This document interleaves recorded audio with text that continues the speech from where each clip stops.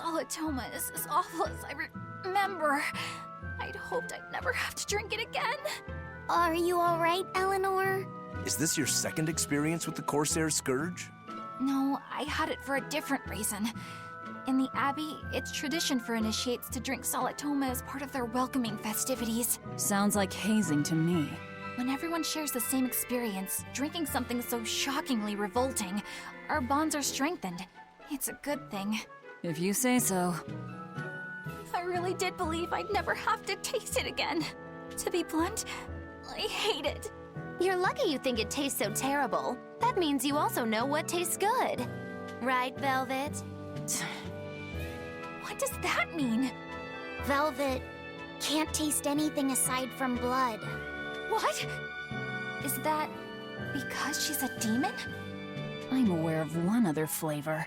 Magulu, here's your dose of Solitoma. No! Get back here! Don't! Keep that salad away from...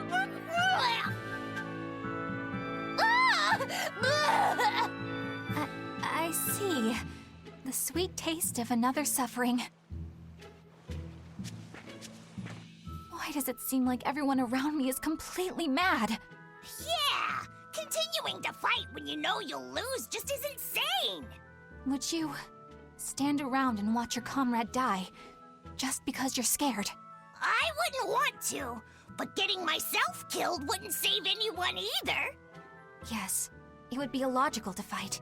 Is being illogical really that bad? Well... At the Empyrean's throne, I remember Velvet standing, despite the horrible pain she felt.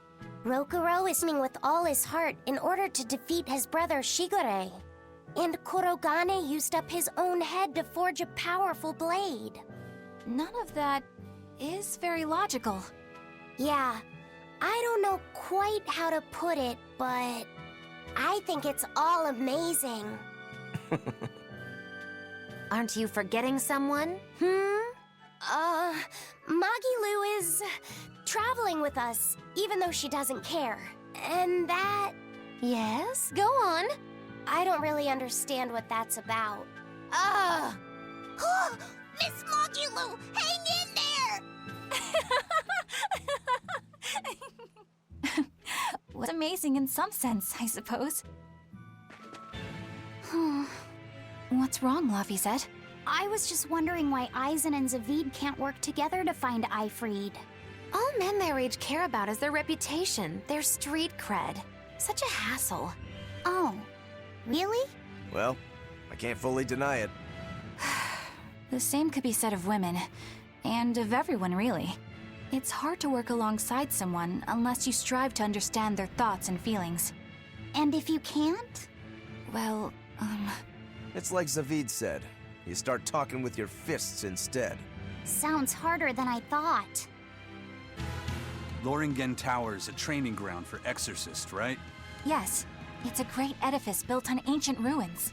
Laphicet, did you ever go there when you were tethered to Teresa? I don't really remember the beginning of my service to Teresa. I see. What sort of training do they do there? Exorcists are tested and assigned Malachim equivalent to their aptitude with mana. It's also where they practice Malach arts and study our laws. So the lower ranks use it as a sparring ground in order to train up to the higher ranks? No, an exorcist's affinity to mana is not something that strengthens through training. We are given Malachim based on our inborn ability, then learn arts to suit that ability. So, an orderly is an orderly for life, then? Correct. There'd be no spirit of competition then. Don't they want to get stronger, to advance through the ranks? There'd be no purpose to advancement. Rank signifies nothing more than the type and number of Malachim one can tether. People join the Abbey for only two reasons: to protect people from demons, and to save the world. Are all of you that dedicated to asceticism? How sickeningly noble of you. I wonder if your wills are suppressed just like those of the Malachim you use. Deviants like you could never possibly understand our motives. In any case, that is who awaits you at Loringen Tower. So we're in for a rough welcome. I say bring it on. I can't wrap my head around Zavid. We witnessed his unwillingness to kill before, but it seems he's quite serious about it. Maybe that's why I don't feel scared of him. Even when he and Eisen were about to fight, I didn't feel tense at all. Perhaps that's just because you've been around Velvet a bit too long, kiddo. Next to her, few people are frightened. Do you think so? Don't ask me. He doesn't come across as vicious. I think that's why you're not scared. Because he's just a brawler? Maybe he's just naive. Okay, so he's just a naive brawler. He's still involved with Eifried's disappearance, and he's also taking on the Abbey.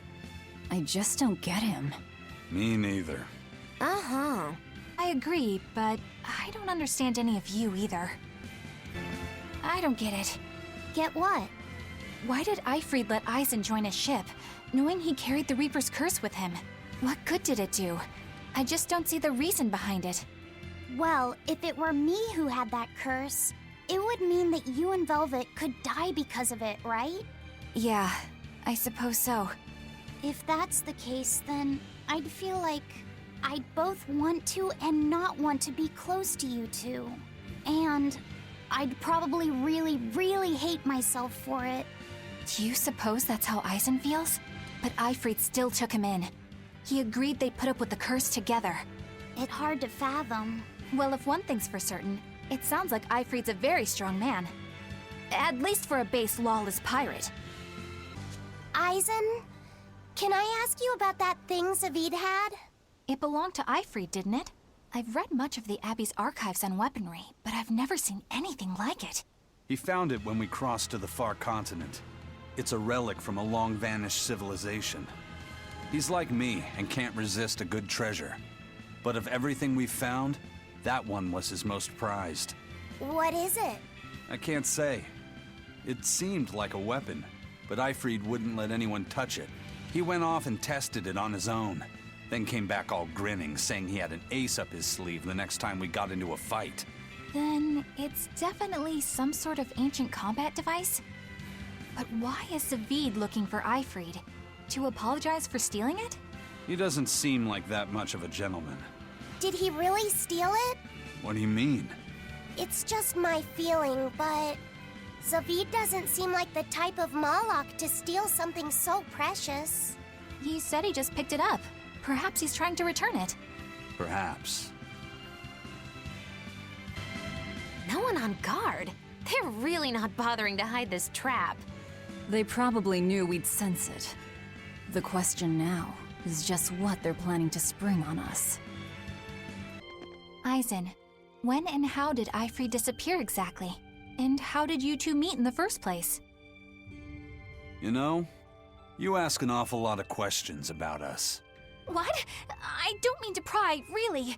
Perhaps it's a habit I picked up from my work. Drat.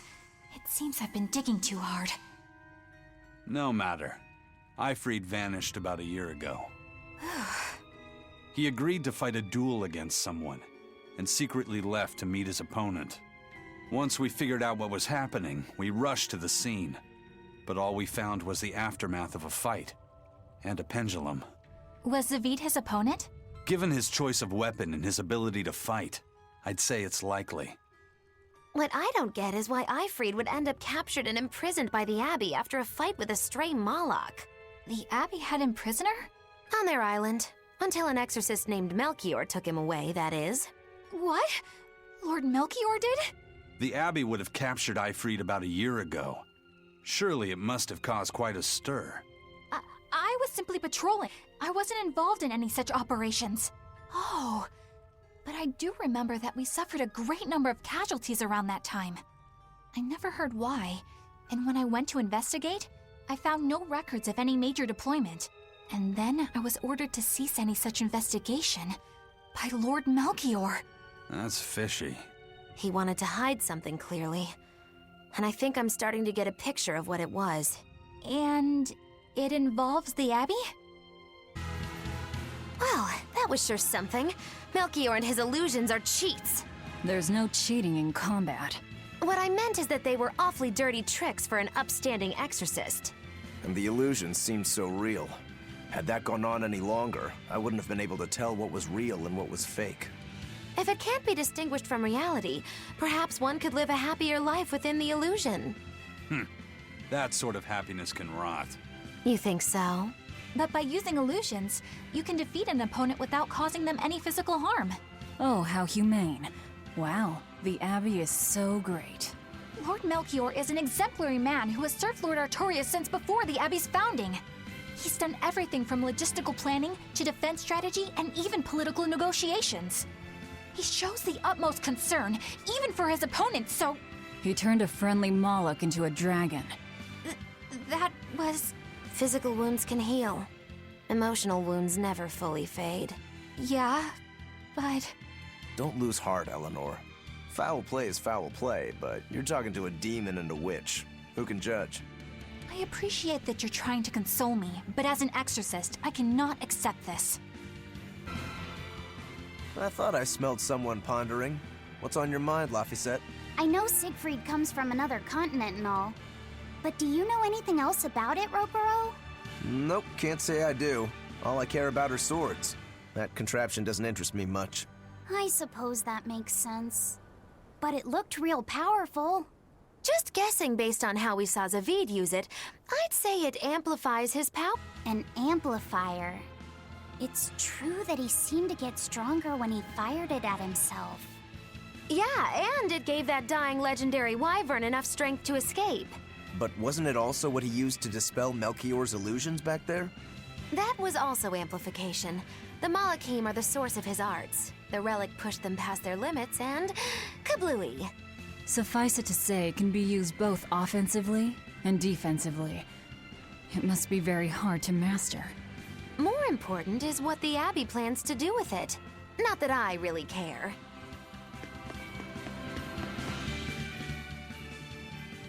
Laphicet? May I ask you something? What is it? The girl with the umbrella from Lord Melchior's illusion. What is her connection to Eisen? I don't think he'd answer if I asked him myself. I don't know. I was wondering, well, she was pretty, wasn't she? Oh, so you like a girl who's cute, but with a bit of sophistication. Really? I thought his type was more like Shh! What's going on? We were discussing a delicate topic. Laphicet's first crush, if you must know. Oh, No, we weren't. We were just talking about the umbrella girl from the illusion. the Umbrella Girl. That illusion made Eisen hesitate. She must be really important to him. Indeed, it must be a deep, naughty relationship. Come on now. Like a wife who wants to leave but he can never let go. Or a lover from whom he can't move on. No, that's too wild, and she's too young. Yeah, it's not that. What's more likely for a self-serving pirate is a daughter from a woman who only knows him by a fake name, perhaps one whom he cast aside, or who cast him aside! And maybe she was somebody he couldn't marry for some reason. But when she died, he raised her daughter for her. He had been friends with her since they were children, but they only realized their true feelings after they had been married to someone else. Is this their idea of romance? In any case, beware of girls, Laphicet. Right. Is that a fighting arena of some sort? I don't see any demons around. Look! There's something spewing out of the middle! I sense a really malicious force emanating from it. It's probably the vengeful spirits of those who fought and died here looking for Thanks for that. Now I've got goosebumps. Let's try not to wind up as more vengeful spirits. This must be Long Dao's dust. The ingredient Vidal's Omega Elixir recipe calls for. I can't believe you actually found it. We have to go tell Vidal. Maybe he's been able to translate the rest of the list. Yeah. It's too bad that wasn't the real Ifreed. But I'm glad everyone on the ship is feeling better. Yeah. Though it sounds like they never want to touch that Salatoma stuff ever again. What about Eleanor? She took it too, and her face went all wow. I don't mean how she looked. I mean how she actually feels. Oh, well, she looks like she feels better too. Good. You're worried about her, aren't you, Velvet? No, it's nothing like that. Let me tell you something, kiddo. When young maidens ripen, they have trouble expressing their feelings. So Velvet's... ripen? Mogulu! Quit giving Laphicet convites. No trouble expressing those feelings, I see. So what's it really like? Huh? The connection between Moloch and Vessel. Do you share, like, thoughts and feelings? Sort of. When I'm dwelling inside Eleanor, I can see what she sees and hear what she hears. But I can't read her thoughts or her emotions. Sitting in a box doesn't teach you how the box feels. See. In that case, I want to give her as little time alone as possible.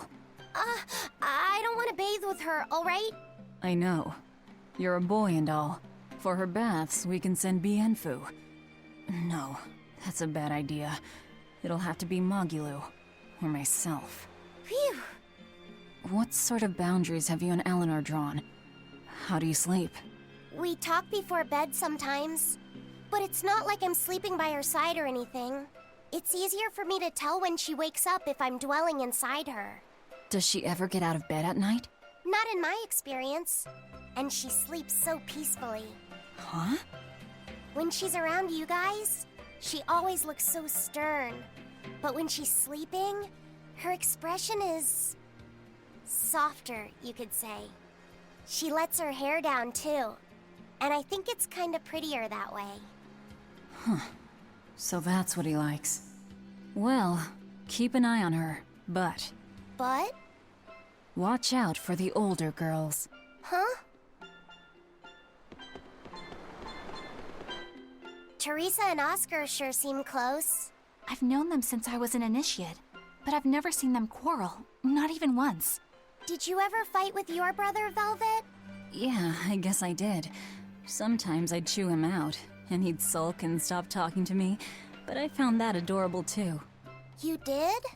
No matter how much he dug in his heels, or tried to talk like he was in charge, after a while he'd be right there trailing along behind me. Like a little puppy dog. Puppies are a lot more obedient. I always had to keep an eye on him. Little brothers are odd creatures. Rokuro's a little brother. Is he adorable too?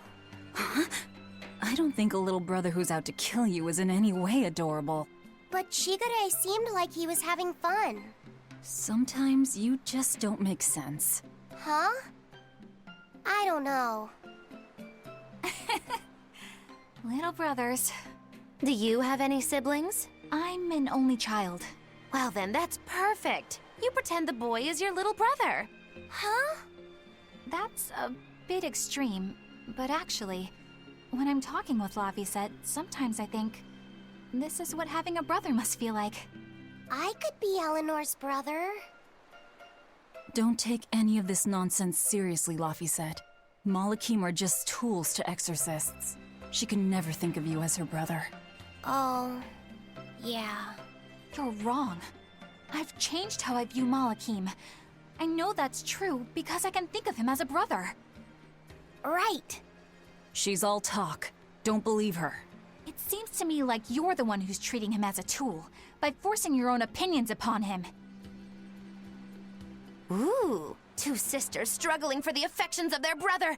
Eeny teeny candlestick, which one will the Muppet pick? How about an older brother instead?